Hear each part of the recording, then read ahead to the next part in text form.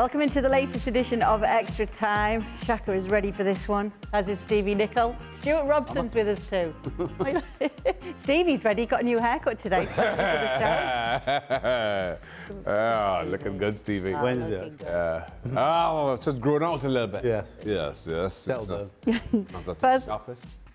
First question, Mbappe or Bellingham? Who should Madrid prioritise, especially knowing the tantrums Mbappe would come with? Stuart? Well, they're both, I think, exceptional players, obviously. But Benzema, how long is he going to last? They need to have a replacement for him at some point. Mbappe, even if Benzema's there, can play in the wide areas and maybe, he can do two jobs. So I would go with Mbappe to start with and maybe get Jude Bellingham the next year. All right. Stevie G and Salah recently did a video together for the boys. Which current player from your former club would you like to sit and have a chat with? Have a chat with? Yeah, current player. And you can pick any of your former Which current player would you like to sit and have a chat with? Which current player from one of our former clubs? A player that's at one of your former clubs that you wouldn't mind sitting down for a chat with. Right now? Yes. That's a good question. I wonder if Stuart's got anyone in his mind. Well, I tell you what, he'd like to have another chat with Harry Redknapp, who he played under, because that'd be a lot more money for him again, Shaka. Current players, Stuart. Stop trying to upset our extra time flow here.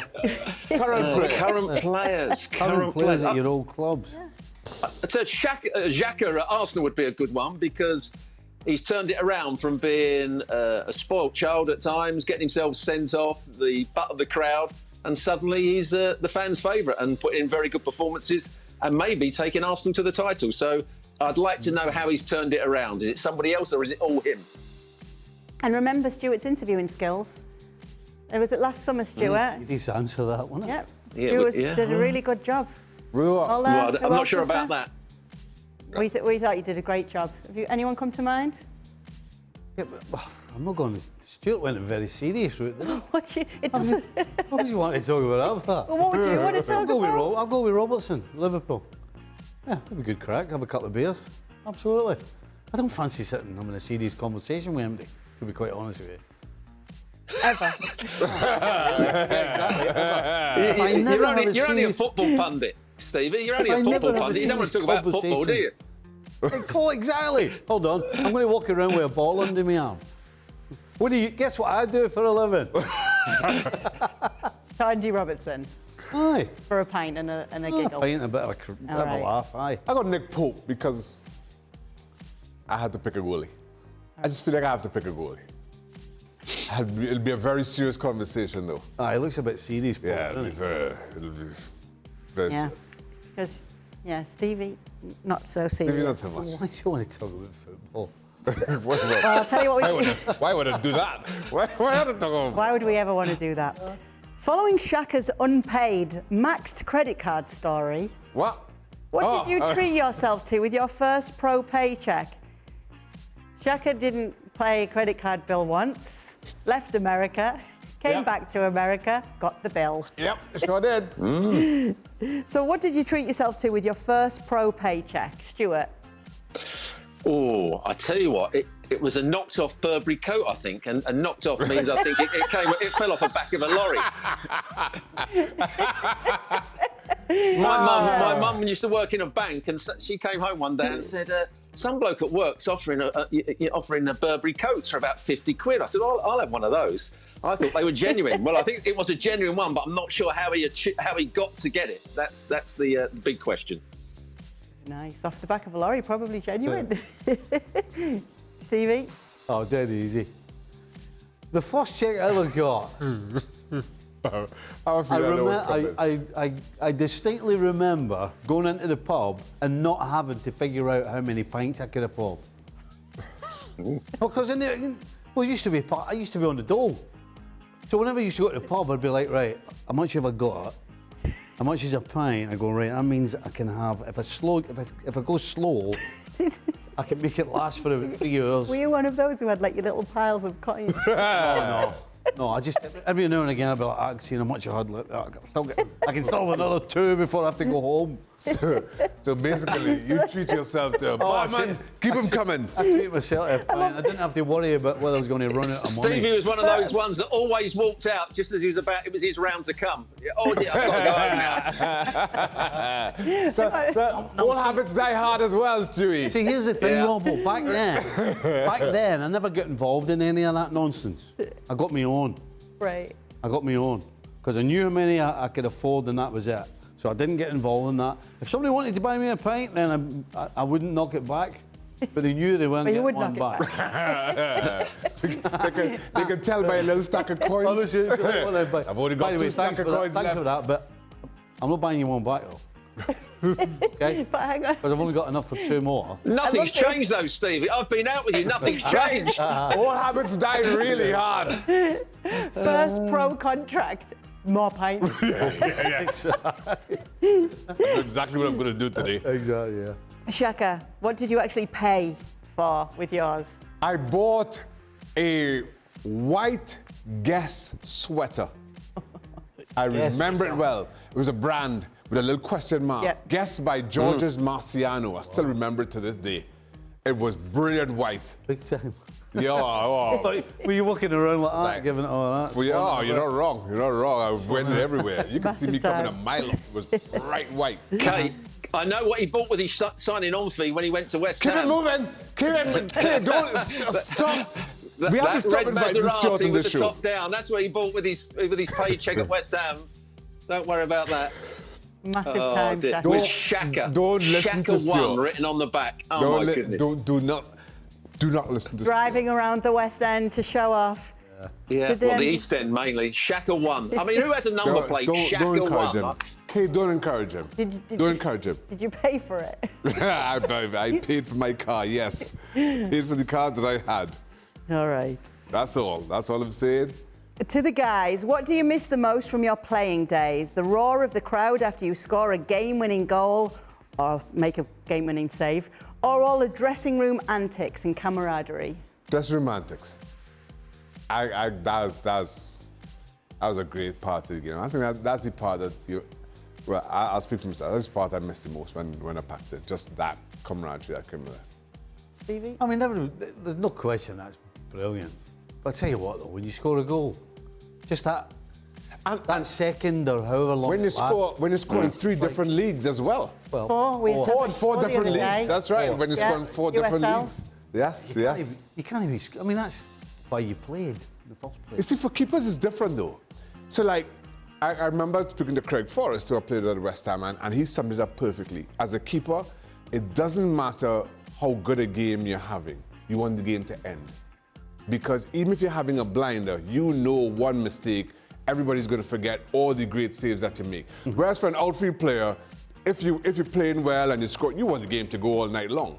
For a keeper, you want to get out of there with your clean sheet and as quickly as you can. So it's totally different for a Wow. keeper. So you just get on the pitch and you just want it to be over? Yes. Wow. Yep, pretty much.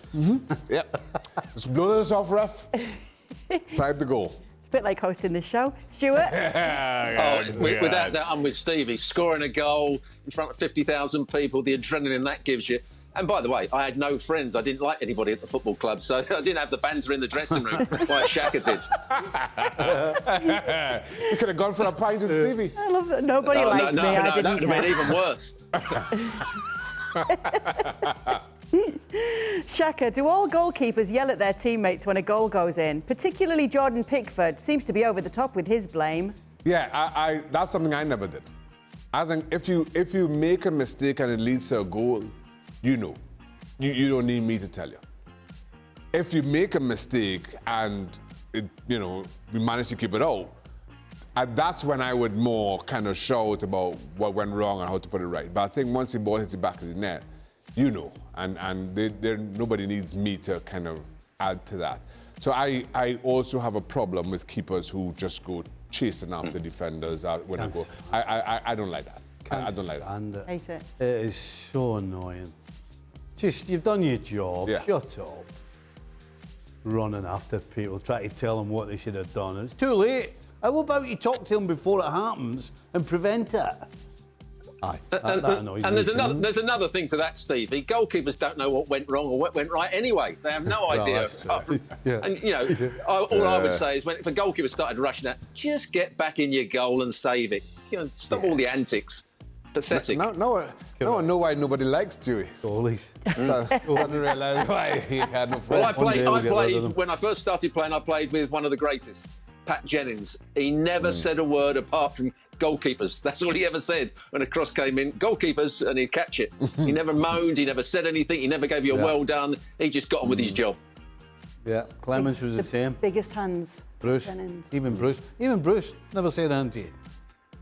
No. All right. Stuart, which player would you have loved to play with in your playing days? Well, having seen Jude Bellingham in the last few weeks playing for Dortmund, and he put in against Augsburg, probably the best midfield performance I've seen this season. I'd have loved to have played in central midfield with him. In those days, you played 4-4-2, two central midfield players. You went up and down, you worked together. He would be a magnificent...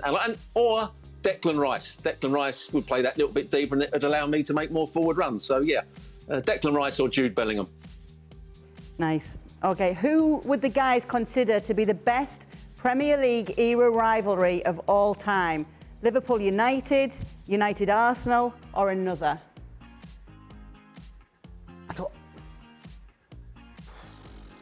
Can we go top flight rivalry? I can't imagine.